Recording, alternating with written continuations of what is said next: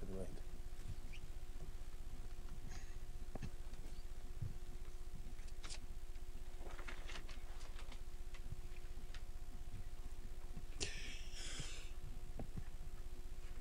Ladies and gentlemen, it's indeed a great day to be in the House of Commons.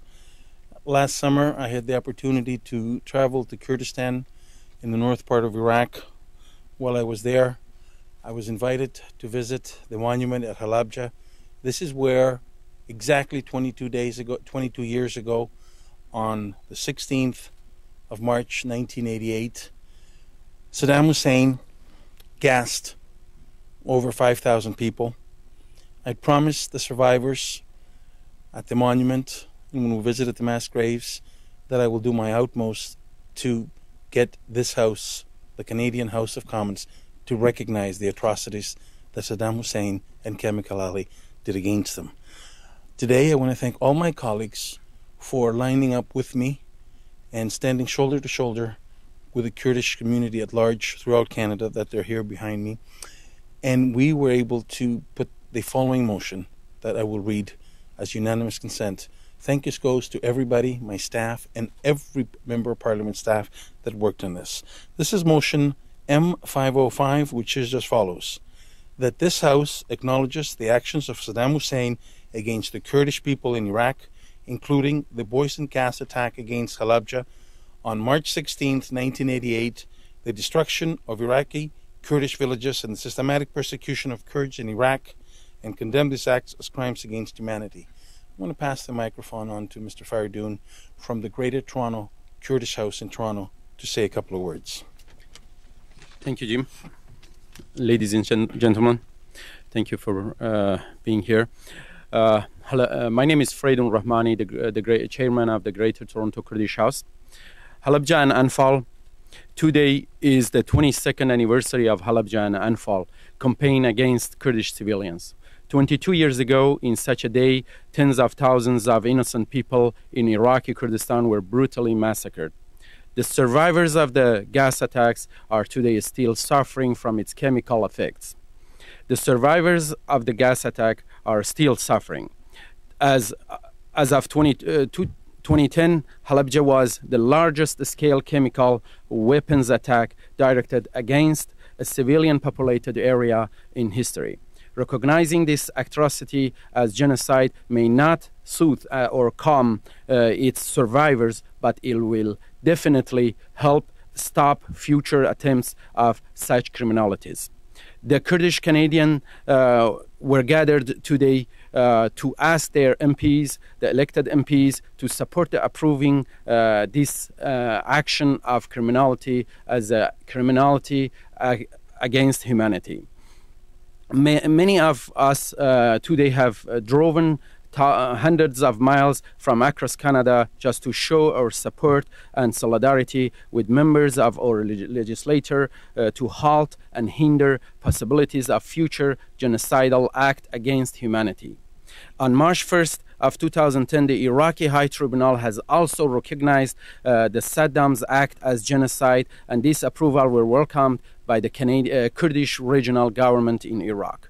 Such acceptance by the Canadian Parliament and authorities will help and the helpless Kurdish people to reinstate their rights and will lead to future integration of our people in the great Canadian multicultural system and make Kurds feel belonging to the sociocultural context of Canada.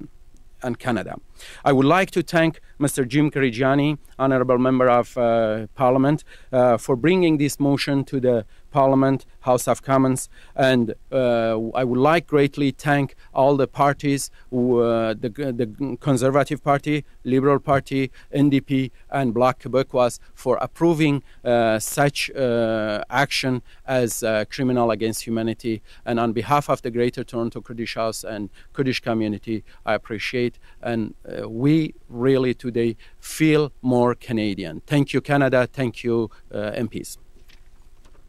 I would like to invite Mr. Sartib Kakay from Canada Kurdistan Business Council to say a few words. Thank you, ladies and gentlemen. Thank you for for this press conference. First of all, I would like to thank all of you, and I would like to thank personally the Honorable Mr. Jim Karygiannis, MP of Scarborough Agincourt, for his courage and determinedly pushing for the human rights and peace process. As you know all, as Mr. Karygiannis mentioned, on the last August 2009, the Honorable Jim Karygiannis and I visited Kurdistan region of Iraq to see the prosperity and the security that the KRG has accomplished within a very short time after the fall of Saddam's regime in 2003. While we were there, we made a visit to the city of Halabja.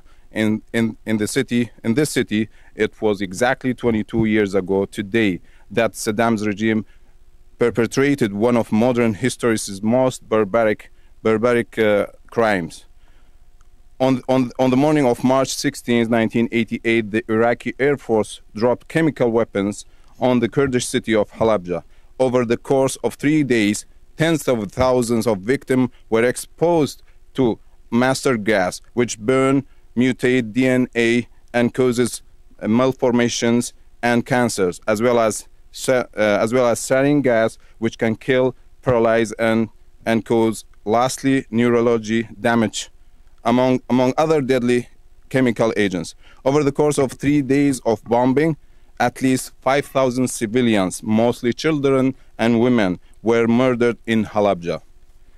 The attack on Halabja was not the only instance in which the former Iraqi regime, Saddam regime, committed mass murder with chemical weapons. On the contrary, it was just one event on large-scale campaign against the Kurds called the Anfal, led by Saddam's and his henchman Ali Hassan al-Majid, also known as Chemical Ali, which both were recently hanged for their crime. Actually, I have more speech to come down, but I would like to thank all the members of parliament to accept the motion, to pass the motion M505, and thank Mr. Jim Karygiannis and his staff.